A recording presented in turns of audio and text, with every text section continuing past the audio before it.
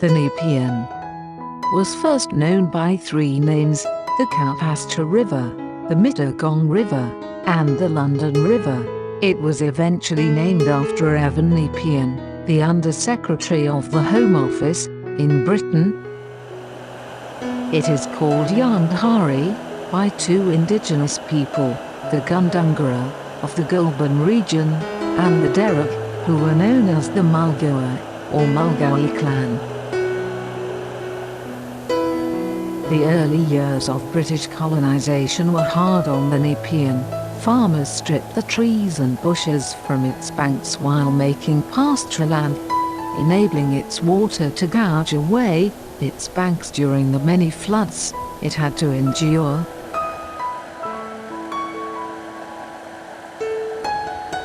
Nothing that we see today reminds us of how energetic the Nepean once was. Dams and weirs have been built to steady the flow and draw up its precious cargo to quench the thirst of the expanding population of Sydney. All we see now is a weary, slow-moving river, tamed and shackled by man for its lifeblood, water.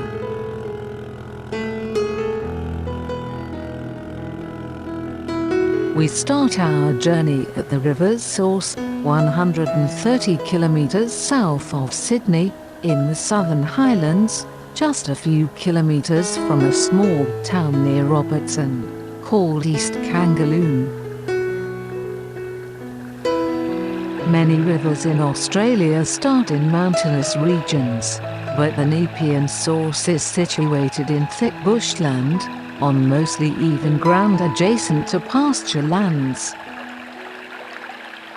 Here, at 700 meters above sea level, two small rivulets meet and their waters become the source of the Nepean River. Prior to colonization, the indigenous Gundungurra people used the numerous creeks in the area as a source of permanent water. The thick rainforests were too wet and dark to live in, but provided areas to hunt kangaroo, possums, wallabies, birds, fish, snakes, eels, platypus, waterfowl and yabbies, with edible plants in abundance. An official report, reprinted in the Sydney Morning Herald in July of 1862, gives us a glimpse of what the first pioneers saw on arrival in the region. For the most part the country is gently undulating, but between many of the spurs from the principal dividing ranges, flats extend, permanently watered by numerous streams. And towards the sea, the gullies of the Kangaroo and Shoalhaven, the creeks become more precipitous and stony, and the country more rugged. The Robertson Weir, built in 1971, is the former Robertson Borrowang water supply reservoir at East Kangaloon.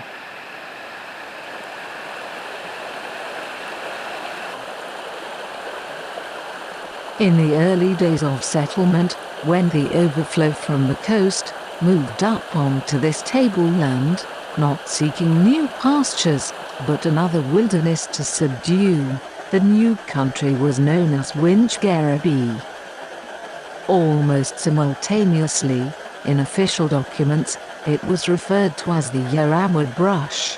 The Yarrawa Brush was considered almost impenetrable and useless until 1862, and claims the honour of being the first district. Farmers took up land a day after the passing of the Crown Lands Act of 1861, an extent which increased to an area of nearly 30,000 acres before the end of the first year.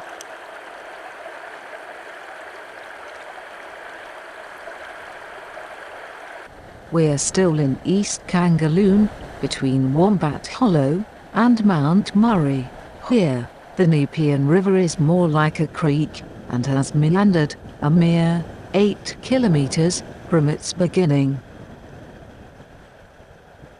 few visitors crossing here properly realize the difficulties the early settlers had to endure. For instance, we can now travel easily through this area, passing through innumerable farm pasturelands, but back then a dense scrub had existed here for 40,000 years.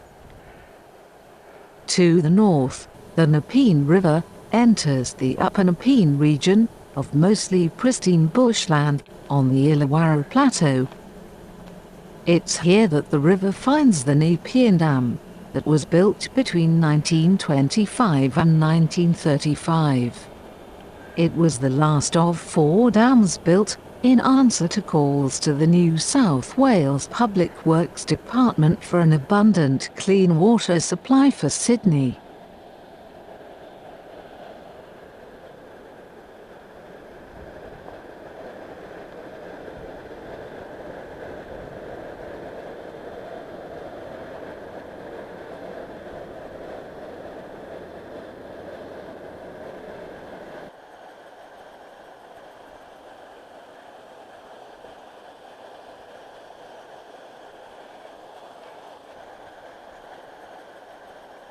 The Public Works Department first built a dam on the Cataract River in 1907, then the Cordeaux Dam in 1926, and then the Avon Dam in 1927.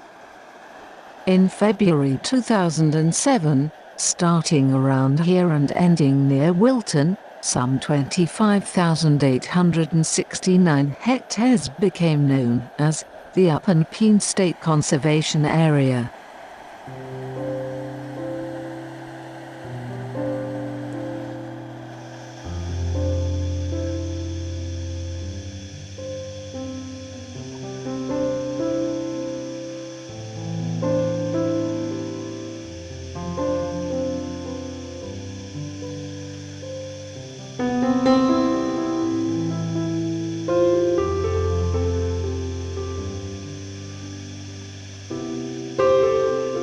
Downstream from the junction of the Cordeaux and Nepean rivers, built in 1888 as a crucial part of colonial Sydney's water supply, is Pheasant's Nest Weir. As far back as the dry weather in 1884 and the increased population in and around Sydney, it had been acknowledged that the water supply from the sandbeds at Botany that had up to then satisfied the wants of Sydney had been taxed to their utmost, and there was a general feeling that the sooner water from some other source was found, the better. So the Sydney Water Commission was formed to search for new sources of abundant fresh water for the growing Sydney population, and report its findings to Parliament. On the 16th of January 1869, the Sydney Morning Herald published the Commission's final report. On behalf of the commissioners appointed to inquire into the supply of water to Sydney and suburbs, we have the honour to submit this our final report to Parliament. The scheme, namely, of supplying Sydney from the higher affluents of the rivers that take their rise mostly in swampy flats and drain the Nepean district. At the confluence of the Cordeaux with the Nepean, at the point known as Pheasant's Nest, we propose to make the first interception of the waters. From there, bring them by a tunnel into the Cataract River at Broughton's Pass.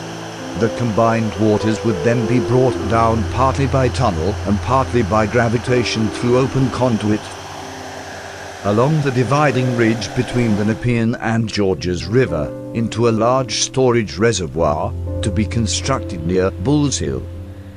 Such is the scheme that we have the honour to lay before Your Excellency, and to commend to the favourable consideration of the Government. A scheme imperfect it may be in its details, but in its general features the best we believe that the nature of the country admits of, and which, if carried out, will make Sydney the best watered of Australian cities, as it is at present the worst, and will minister to the health, comfort and prosperity of its inhabitants to distant times. This report became known as the Upper Nepean Gravitation Scheme, Work on the scheme began in 1880 and was completed in 1888.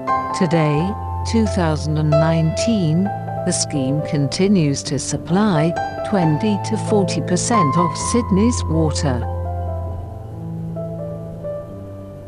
After passing through its junction with the Bargo River, the combined waters in the Nepean flow over the Malden Weir. This is the only weir along the Nepean's course that is a barrier to fish migration, since it has not been modified with a fishway. The New South Wales Department of Primary Industries report of 2006 states that the Malden Weir was built in 1968 and privately owned by Blue Circle Southern Cement Limited. And although Blue Circle was made aware of the fish migration issue, they had done nothing to assist. If fish passage at Malden Weir was reinstated, in excess of 50 kilometres of habitat would again become accessible to fish and other aquatic organisms.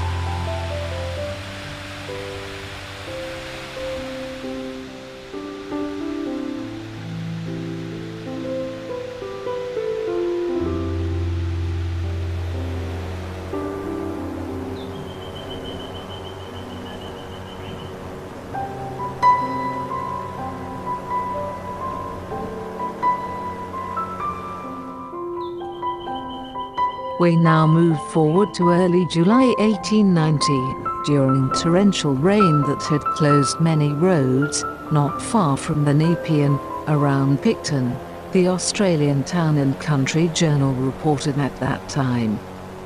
Fears were awakened of another flood.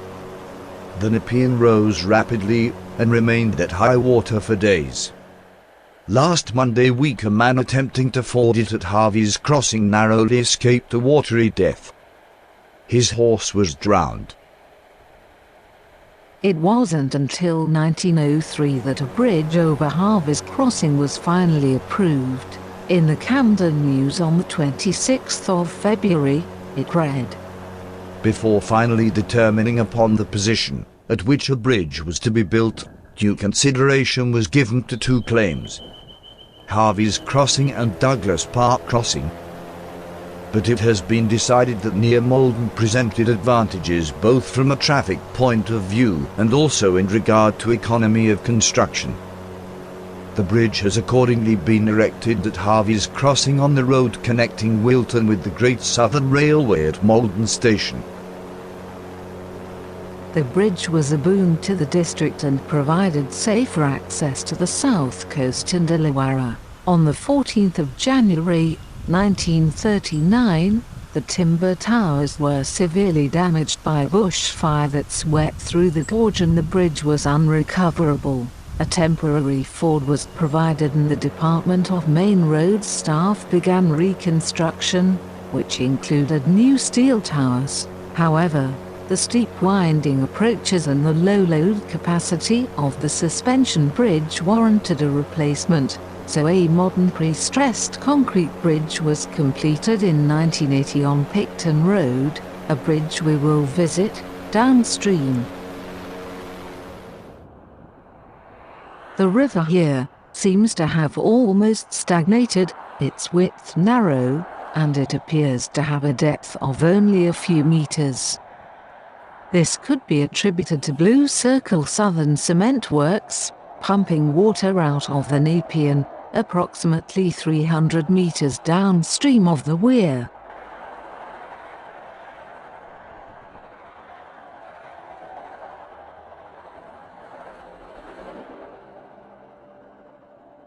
A little further downstream, the Nepean works its way through the rugged, but beautiful Australian bushland. Busy highway traffic, only 2 kilometers away, have no idea that they are passing the partially built Malden-Dumbarton railway line. The railway is a 35-kilometre single-track rail freight line between the main South Line at Malden and Dumbarton, near Port Kembla. Construction on the line started in 1983, but was suspended in 1988 due to an economic downturn and the forecast growth in coal traffic not eventuating. Presently, around 25 kilometers of earthworks, such as major cuttings, embankments, and tunnel portals, have been completed. If ever finished, if not used for freight only, it would open the corridor for tourism in the region. The Nepean's path now takes us to Douglas Park Weir. Over 120 years ago, it was a stony crossing that was blocked during frequent flooding, so a deputation of residents of the Wilton district called upon the Minister for Works to build a bridge over the river. The Minister replied, "I am sympathetic with the object, but any hesitation on the part of the department arises through the question as to the probable cost of the bridge. If I could see my way to do so, I would have a bridge erected." An all-weather road bridge has never been built at Douglas Park over the Nepean. In 1910 a footbridge was constructed across the river, but that was promptly battered by turbulent weather and fell into disrepair. In 1915, it was suggested that it was now quite possible to build a concrete crossing, but again nothing was built. Eventually, a floodboat was purchased, and a boatsman was employed to row passengers across the river, as the footbridge was as often found underwater. The boat ferry continued until almost the end of 1926. During that period boats were lost to floods and vandals, and boatsmen came and went, but no bridge was built. After almost 30 years, in 1927, of unsuccessfully petitioning the government, the newly formed Wallcia Shire Council elected to secure a loan and build a low-level concrete bridge over the Nepean River. In June of 1929, the low-level bridge was finished, much to the relief of the residents of Douglas Park. People living in the area along the Nepean River say that longwall coal mining damages rivers by cracking the beds, resulting in a loss of water, the spread of metal compounds, and the loss of fish life. The first sign of damage, they say, was the release of strange bubbles that began to percolate from deep within the riverbed. Longwall coal mining involves the extraction of coal by tunneling, then allowing the cavity created to collapse when finished. This method is cheaper than backfilling, but creates instability and often subsidence above the collapsed area. Illawarra Coal commenced extraction of Longwall 901 in January 2016 and completed extraction in September 2017. A year later, with the assistance of Mike Williams, a resident of Douglas Park, we motored upstream to see for ourselves where the gases were still emanating from the river.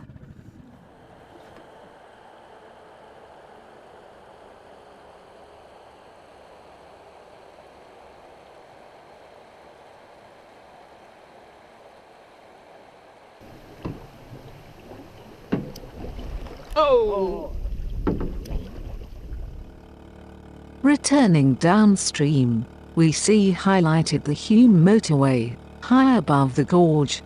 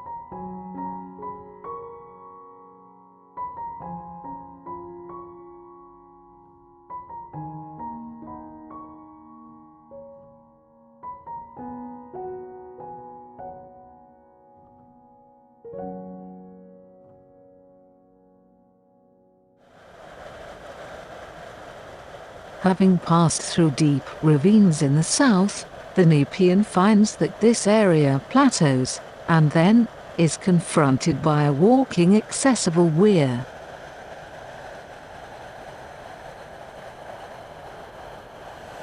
First built of wood, around 1886, the weir maintained landholders' riparian water rights. It was replaced with a concrete weir in 1902 as part of an 11-weir system to regulate the Nepean's water flow along its downstream course. This weir has been designed to blend in with the area's natural beauty and adds to the Nepean River Reserve's ambience, through which it is passing. Just 450 meters downstream from the weir, we get a sense of tranquility, and it's here in Menangle, on hot summer days, that picnickers recline and children swim off the little beach. In early days, the Aboriginal Darug people crossed here because of easy river access on both sides. Colonial settlers also crossed the river near the weir, and soon they began demanding a bridge be constructed over Menangle Ford in place of the stone road, paved in the bed of the river.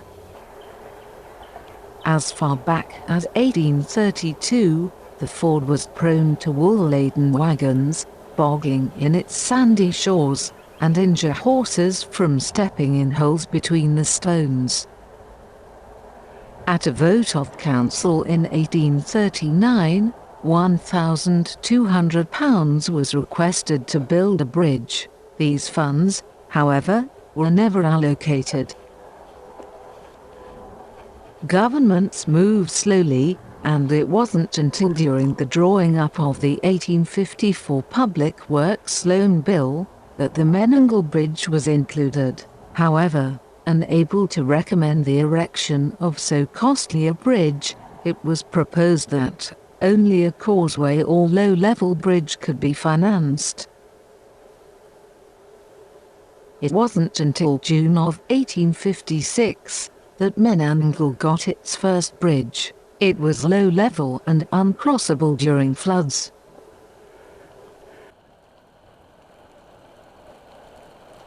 Flowing ever northward, the Nepean enters the Camden district. Before it was even an idea, the area was the home for ancient Aboriginal culture, based on Dreamtime stories. It was the land of the Darul, Gundangara and the Darug people. The first fleet cows did not think much of their new home in Sydney. Many escaped and found heaven on the indigenous managed pastures of the river's floodplain. So it came to be that the Nepean River became the centre of the cow pastures and the gatekeeper for these wild cattle. The ever-changing mood of the river has shaped the local landscape. People forget that the river could be an angry, raging, flooded torrent set on a destructive course. Flooding shaped the settlement pattern in the eastern part of the district. On such an occasion, in the 18th of February 98, it was reported in the newspapers. The whole of the country between Camden and Narellan was flooded on Monday. The Nepean railway bridge near Camden being 20 feet underwater. Many residents of the surrounding district were rendered temporarily homeless by the flood, and special provision had to be made for them by the Camden Municipal Council.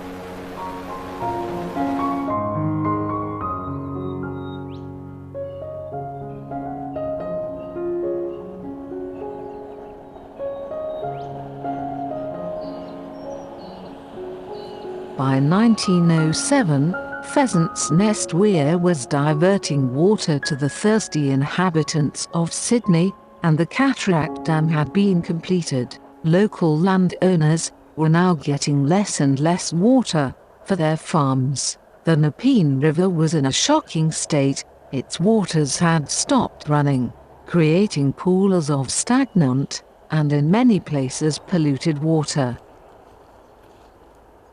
Deeming the water issue an emergency, the Camden Council had a weir promptly approved for construction. In December of that year, the Nepean's water began to accumulate behind Camden's first weir. After receiving a consignment of rainbow trout fry from the Fisheries Department, in 1910, the Camden Tourist Association introduced them into the Nepean. 2 lots were liberated, one below and one above the Camden Weir. It came to pass that carp introduced into the Nepean downstream at Penrith, earlier in 1880, had travelled upstream, and apparently had a liking for the delicious fry. Although asked, in 1911, the Fisheries Department refrained from supplying more trout fry, unless it was shown that a trout had been secured for identification. Anglers were tasked to report any trout caught, but no one came forward. Here, Macquarie Grove Road crossed the Nepean. In mid-1906, a low-level timber beam bridge was constructed by the Public Works Department at the insistence of the Camden Council. Until then it was a deep ford, only crossable when the river was low, and even then, and without getting thoroughly soaked, travellers crossed on horseback or in wagons. Once across the Nepean, the vast estate of John MacArthur, which later was named Camden, was entered. In the Sydney Gazette, April 1832, and known only as The Traveller, wrote, "Within this almost endless accumulation of acres are combined all that is excellent and valuable of local situation and of quality. And it is here that the original Austral merino flocks have been bred. Their singular fineness has attracted the attention and excited the admiration of the other hemisphere, and has become the pride of our own, and which has raised an infant colony from its concomitant insignificance to an enviable station of mature importance." The success of Camden's first weir, and the water it stored, was brief. The region was now the centre of Sydney's dairy industry, with about 160 dairies in operation, and a modern receiving depot and pasteurising works of the Camden Vale Milk Co-operative Company, close to the railway station. As each successive dam, in the Nepean scheme, was completed, water was diverted to Sydney and away from Camden. Pressure was again brought upon the government for further weirs on the Nepean River, and in 1919 a promise was made by Mr. Ball, the Minister for Works, for the building of 3 additional weirs between Menangle and Cobbetty. In all, there were 7 weirs built in the district. In its travels the Nepean destroyed 2, and for those we have no pictures. Their names were Bergen's Weir and Fern's Weir, both situated between Menangle and Camden Weirs.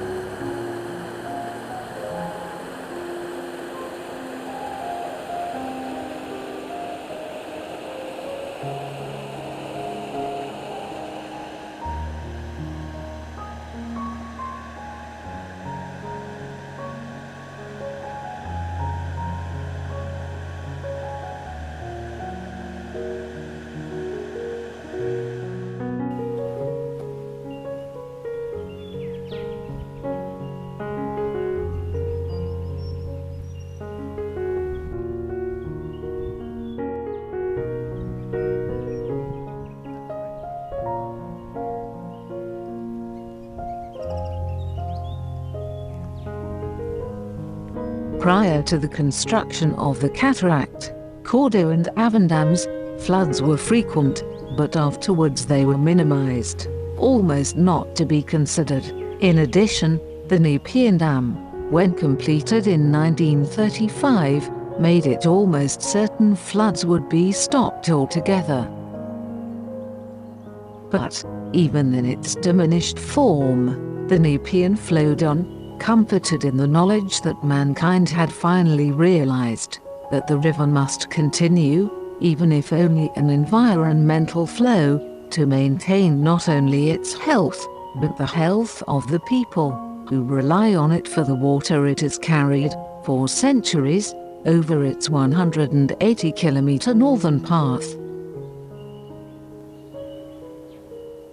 Construction of 2 more concrete weirs across the Nepean River, near Coulton village, were completed in 1910, one near Mount Hunter Rivulet, and the other at Brownlow Hill.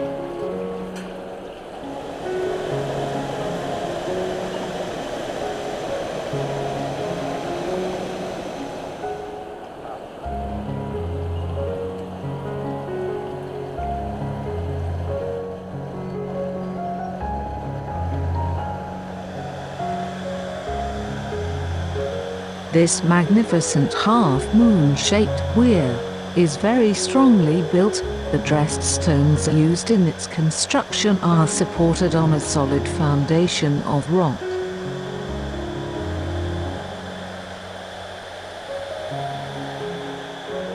There is a splendid sheet of water at this spot, and in some places a depth of 3 meters can be found.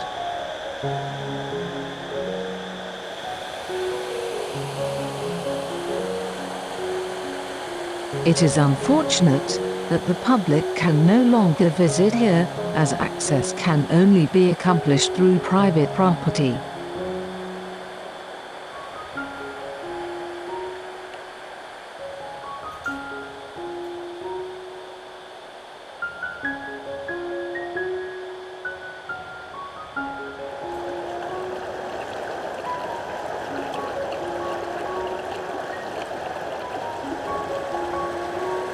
In the Sydney Morning Herald of 1847, after seeing this a traveller wrote, "Sauntering peacefully from Mulgoa Weir, the Nepean suddenly erupts from a mountain rift upon the margin of Bent's Basin. It is a small lake of about 200 meters wide, where the stream is compelled for some distance to flounder and foam over rocks congested in cataract disorder, to console itself in an azure bed of silent slumber. The basin is round and deep, and clear as the soft blue eye of a northern maiden. Half its circumference is a rocky and woody mountain, the other half grassy slope studded with pretty evergreen shrubs and shady trees, for which this is really a most charming spot. It is here, in spring and summer, that a thermocline exists, in the lower part of the 22-metre deep scour pool. A thermocline is an abrupt temperature gradient in the body of water, marked by a warm layer above, and a cold, more dense layer, below. When a thermocline exists, in Bent's Basin's water, fish and other aquatic animals cannot survive below 10 meters due to a lack of oxygen in the dense cold water. The first settlers to this area clambered across the river's stony bed and called it Blaxland Crossing. This was the place where John Blaxland, brother of explorer Gregory, crossed to attend to his cattle grazing on the fertile river flats of the western bank. Eventually, a wooden low-level bridge was built for the Nepean to flow under, but as floods made the bridge uncrossable for many days at a time, a new bridge was constructed, in 1896, that was 3 meters higher than the old bridge. This was a quiet, peaceful, pretty little spot on the banks of the Nepean River, 5 kilometers from Mulgoa.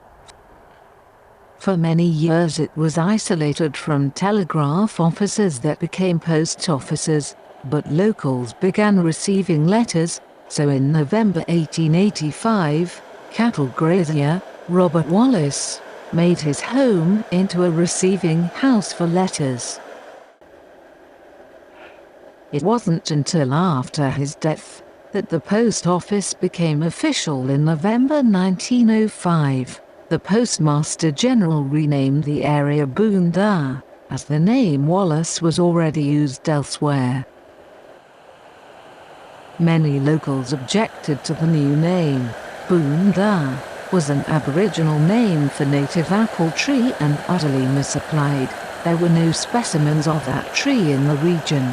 Besides, the locality had become widely known by the existing name, to say nothing of the respect due to the founder of the village, the late Mr. Wallace. During previous discussions, Mrs. Wallace had suggested that the area be called Wallcia. This name was officially approved on the 1st of June, 1906. Celebrations were held at Wallcia on the 10th of May 1912 to mark the completion of the weir on the Nepean River.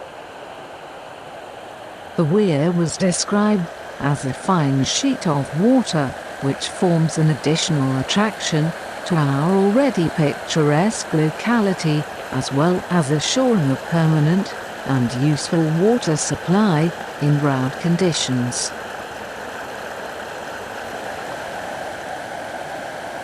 In 1925, the Water Board constructed, on behalf of the Fisheries Department, a fish ladder to enable fish travelling upstream to pass from the shallow water of the stream into the deep waters backed up behind the weir wall.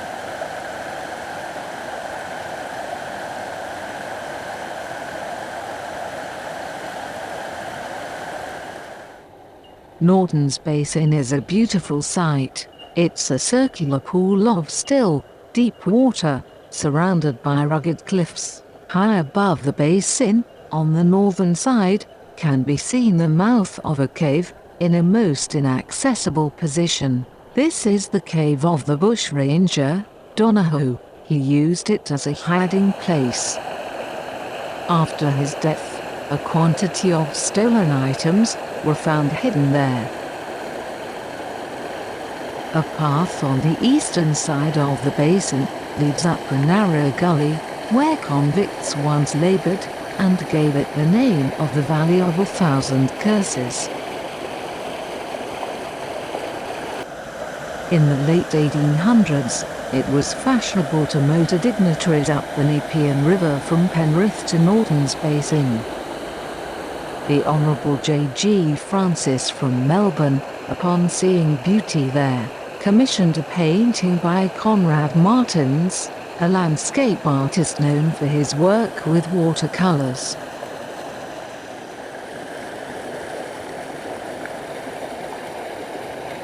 Another visitor, known only as Japonica, so taken by the scenery, published a piece in the Nepean Times in March of 1887. It read, "No one requires to be gifted with a special prophetic vision to foresee what the Nepean River is destined to become before many years, as a favourite retreat for the weary of brain. In fancy, I see a fair-sized steamer, bound for the Grand Hotel and Pleasure Gardens at Norton's Basin, whose superior accommodation and architectural beauties, together with its gardens, baths, and pleasure-giving surroundings, command the admiration of all who behold them. Where could a more delightful retreat be found than that on the Nepean River?" If the Nepean was capable of hearing this, would it smile, while recalling the multitude of raging floods it frequently sent through the gorge? This is the junction of the Nepean and Warragamba rivers, 3.5 kilometers downstream from the Warragamba Dam. It is a most beautiful, serene place, but in times past, it was a fiercely turbulent mixing point during floods that ravaged downstream Penrith and Windsor. The Upper Nepean scheme mentioned earlier helped diminish flood intensity in the Nepean, but the Warragamba River was another matter, as it was capable of adding more than double the amount of water to downstream flooding. By the early 1900s, Sydney's population had grown, and so too had water consumption. It was obvious that the Upper Nepean scheme was inadequate for the growing metropolis, so another source of fresh, clean water needed to be found. As far back as 1869, Thomas Waugh envisaged a dam across the Warragamba River, but other interests dismissed his plan in favour of the Upper Nepean scheme. In the Nepean Times, published on the 11th of July 1914, it stated, "Of the urgency of the scheme considered, there can be no question. On recent figures it is computed that the water consumption of Sydney for all purposes averages 40 gallons per head per day, and on that basis, if the 6% increase in population retains its present rate, the probabilities are that within a generation, at the farthest, the present water supply obtained will be quite inadequate to meet the requirements of the city's people and industries, and in view of this certain emergency, the construction of the Warragamba Dam is manifest. It is, indeed, judged from the viewpoint of the immense population and the multitude of interests it will serve, we venture to say the Warragamba scheme, once completed, will prove to be one of the best undertakings ever financed by the state government." The dam was completed and officially opened on the 14th of October 1960. Water that once surged from the Warragamba River into the Nepean, now captured by the dam and piped to Sydney.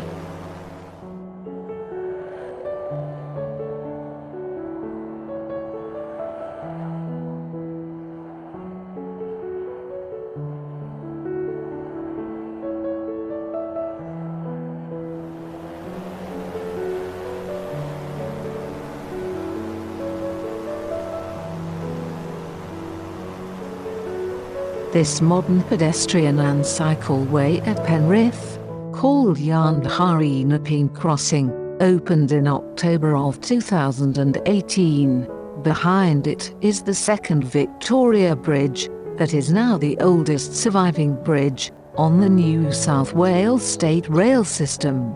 The first bridge, officially opened on New Year's Day in 1856, was made of iron bark timber shod with iron. It was severely damaged by floodwater 18 months after completion.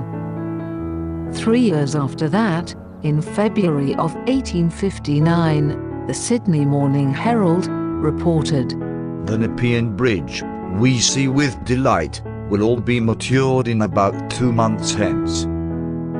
Anyone can at a glance perceive the difference and strength of the present structure to the former rotten erection. It is to be hoped that the present ruins and freshes in the river will not damage the work, for it would, indeed, be a severe loss to have a repetition of the former catastrophe, and thus leave us without a bridge." In the summer of 1888, when Emu Ford was still in use downstream, the river level was fully 1 metre below normal, mainly brought about by the removal of natural stones around the ford for road gravel, in order to stop the loss of water from the 18-kilometre pool. The municipal council and the local press urged for the construction of a weir. It took until 1902 for a temporary sandbag weir to be constructed, and improvements to the river were immediately noticed. After a few days, a boat could be rowed right into the Warragamba River and troublesome sandbanks were disappearing. Locals believed the government would have no hesitation in erecting a permanent weir. Penrith Weir was built in 1908 and raised the water level 1.5 metres above the natural flow. The Nepean succeeded in causing extensive damage during the weir's history. After 111 years, the Nepean still flows persistently over this weir. In the past, Emu Ford was not like it is today. From its time of discovery, the Nepean River was crossed at this ford. This crossing was very dangerous. Huge stones were piled where the water shallowed, and often men and cattle waded waist deep into the water. Then, in the 1850s, due to constant flooding, a punt service was commissioned to the south between the ford and the present bridge. A small village developed near Emu Ford, catering to the needs of people waiting to cross. With the discovery of gold to the west of the Great Dividing Range, the flow of people, produce, and animals across the river increased dramatically.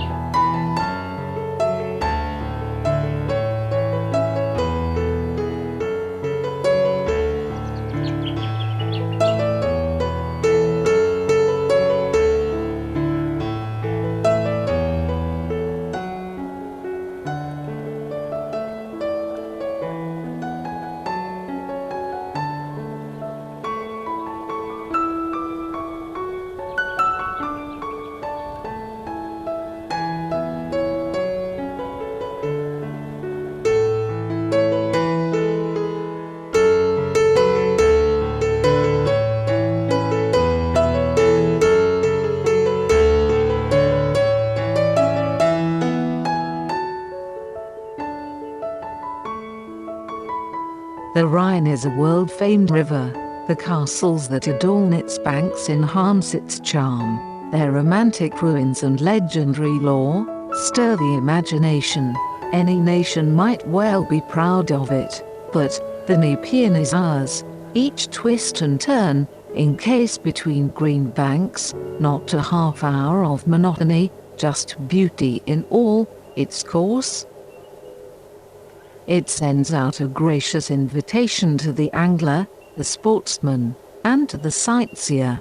It is prodigal of green carpets and shady spots for tired city folk. It simplifies the jaded family life, providing welcome hours of relaxation at the song of the birds or its bubbling water.